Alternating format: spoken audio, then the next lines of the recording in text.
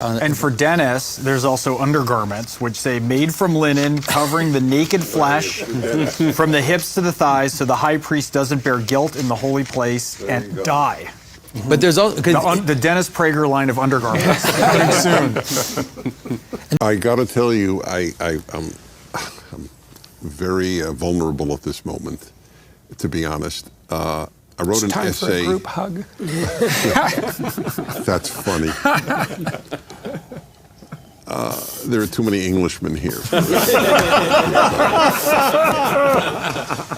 So. Now we come to Exodus 32, and as Ben pointed out earlier, the Israelites have just seen this complete miracle of volcanic descent of God in the most blatant possible manner, and it's barely manifested itself before they decide to do something egregious. And I would say we probably do that in our own life all the time, Ben, because there are miracles unfolding around us all the time that we're too blind to see. So we don't even see them when they're there. And even if we do see them, it doesn't instantiate the kind of wisdom that instantly makes us into saints. And so I think this is really reflective of what people are like. And the atheist scientists, they say, well, just show me some proof. And the right response to that is you'd forget about the damn proof in about 15 seconds. And so you think you're way more amenable to proof than you are. So, and Aaron made proclamation and said, tomorrow is a feast to the Lord. And they rose up early on the morrow and offered burnt offerings. It's a feast for God. It's not, in Aaron's defense, it's not a feast to the calf. Because it's the name of God. To Yahweh. He's not saying. Okay, it's a delaying tactic. Yes, there were a lot of delaying tactics. Get your wives to give all their earrings over is perceived by the rabbis, right, as a delaying tactic. That's not an easy conversation. Oh. Yeah. Hey, honey, I'll take that earring for a calf. What are you, nuts? And I said to them, whosoever hath any gold, let them break it off. So they gave it to me. Then I cast it into the fire, and there came out this calf. Right, like magical, right, just came right out, right? Hilarious. I never noticed that. It's what kids say. Funny. It spilled.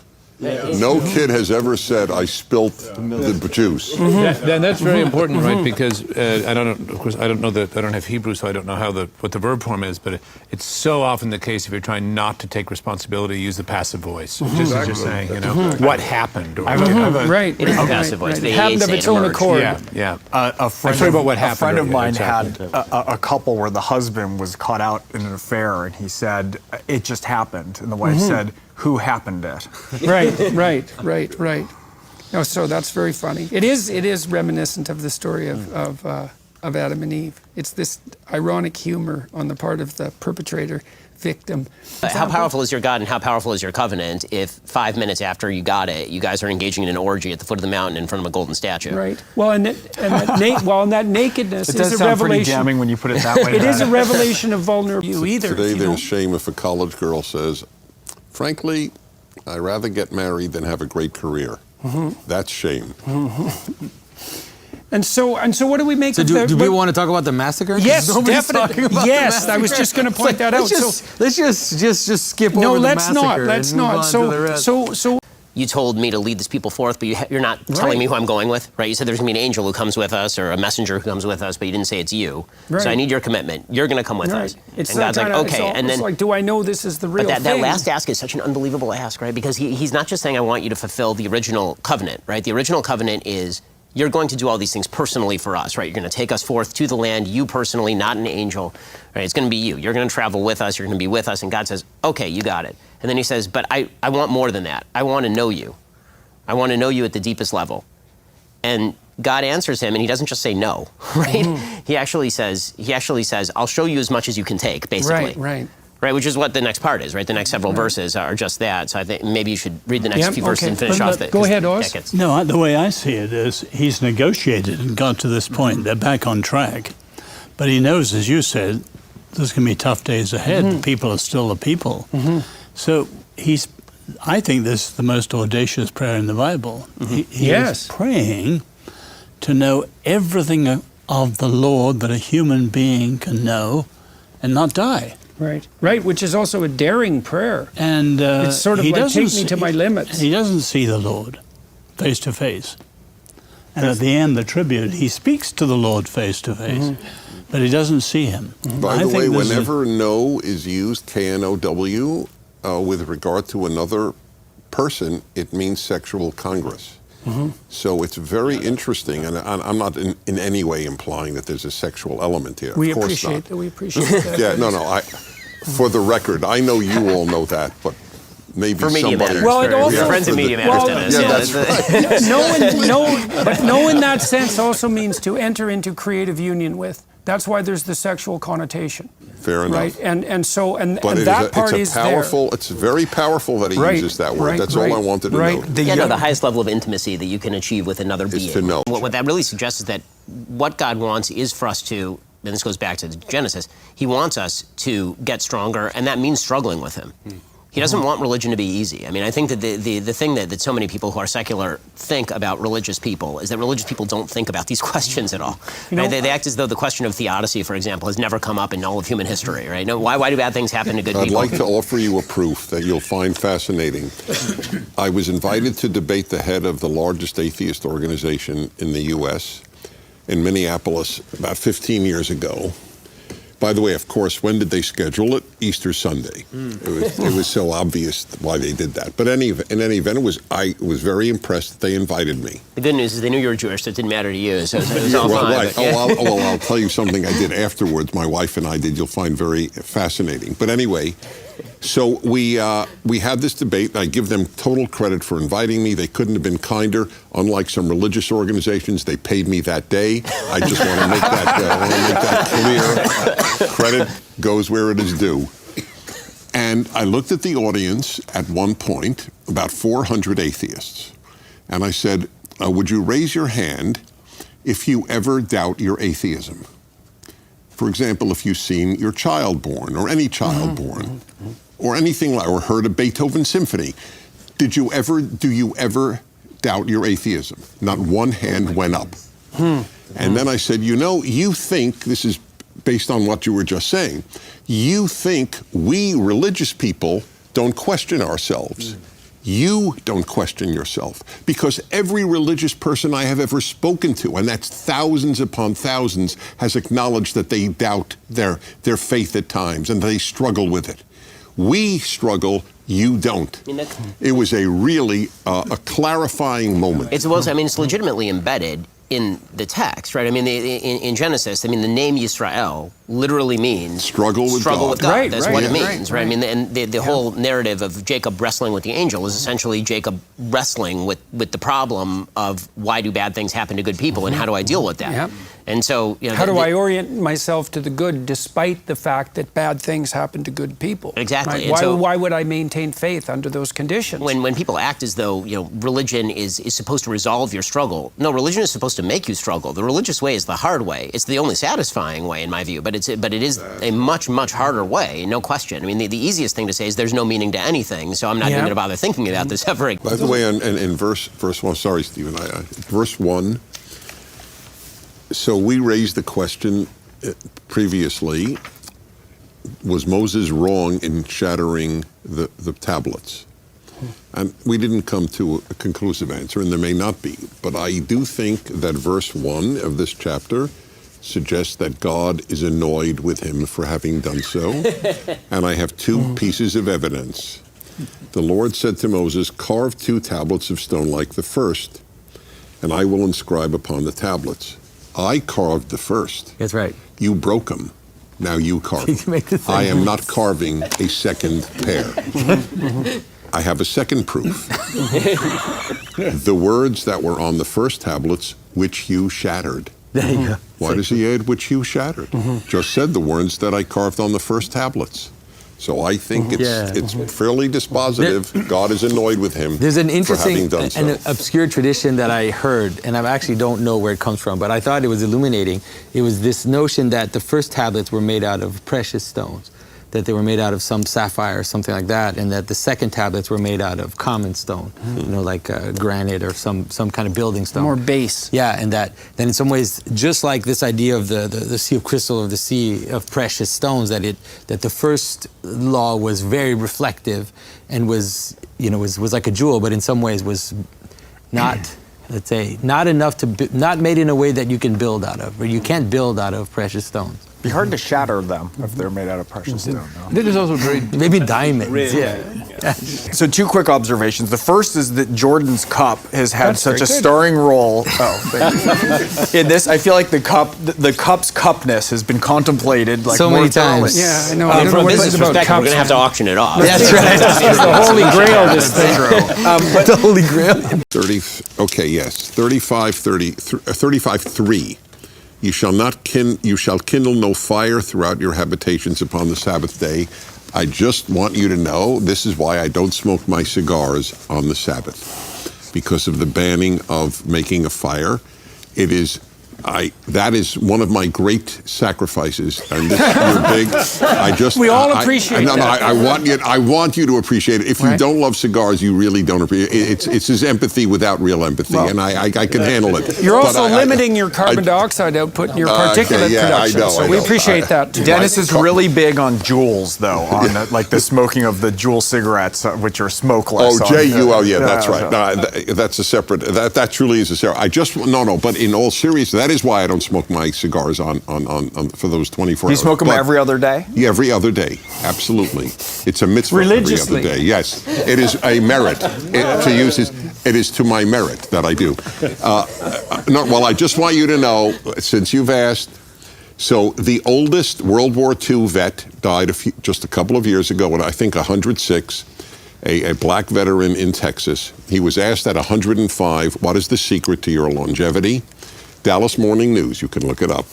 And he said, "God and cigars." And I thought, I'm here for a long time. That really was very encouraging to me.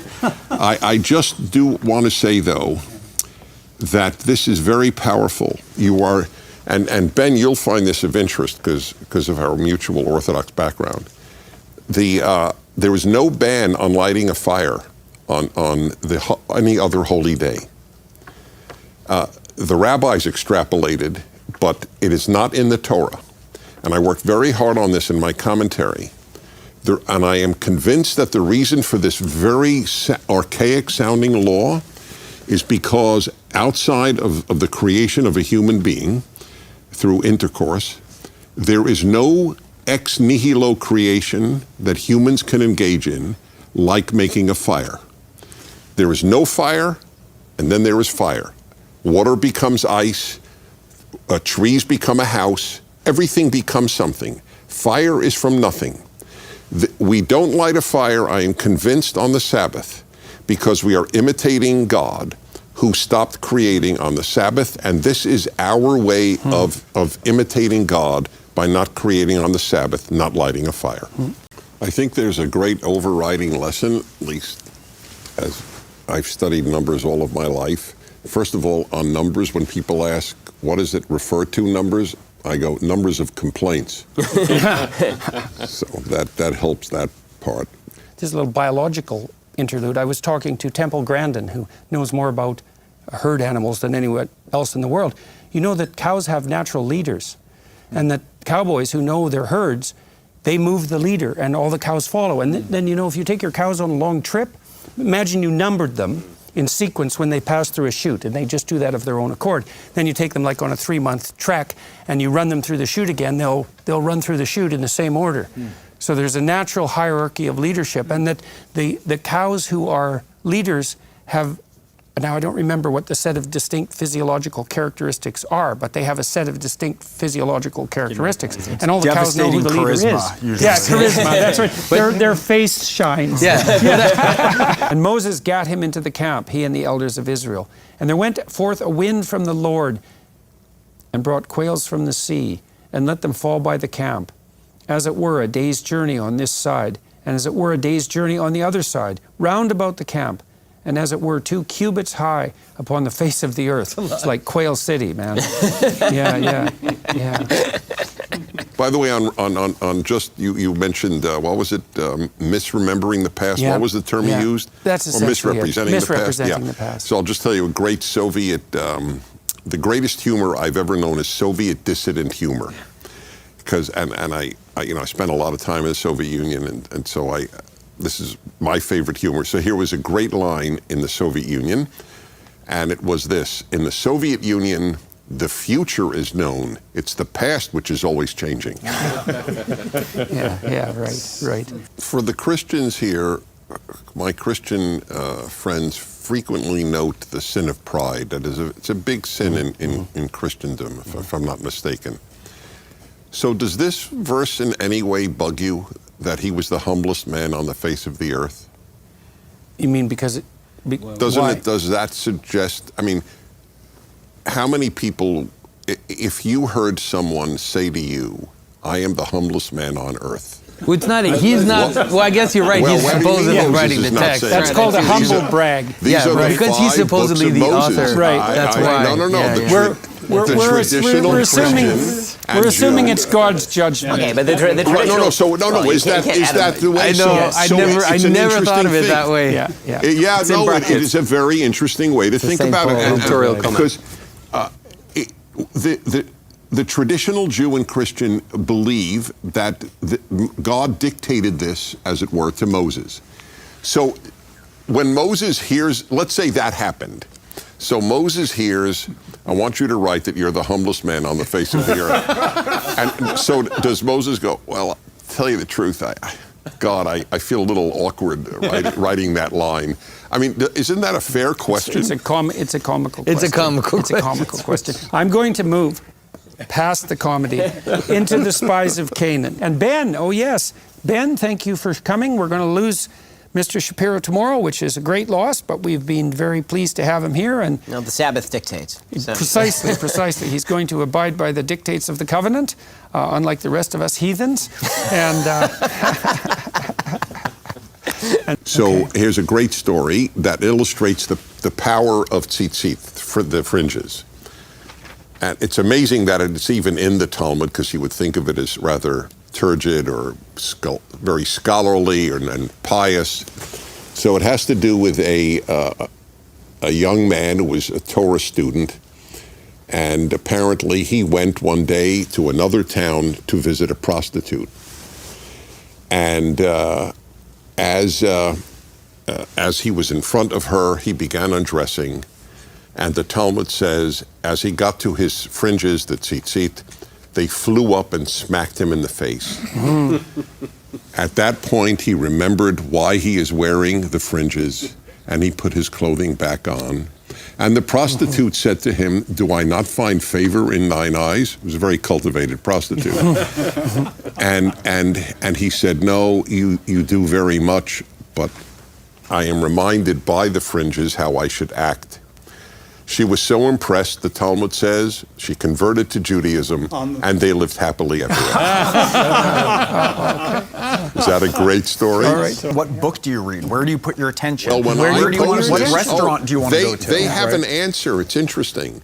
So I would say to them, so let me ask you something. So Superman comics are on the same level as Dostoevsky, and this is decades ago, caller after caller would tell me on my radio show, yes, I prefer Superman. Dennis. Subjectively you defined. prefer Dostoevsky. Yeah. There's no better or worse. Yeah. Well, and I think that's often motivated by two things. It's motivated by an unbelievable lack of differentiated taste. And so that's a sin in and of itself. I think a sin against beauty. And it's also motivated by a desire to dispense with responsibility, because you might say, well, everything's equal because I believe in the brotherhood of man. It's like, no, everything's equal because you don't want to do the bloody work necessary to move yourself up a valid hierarchy. Quick observations. One, Moses was slightly undone by wearing a T-shirt that said "meekest man on earth" all the time, so it was somewhat problematic.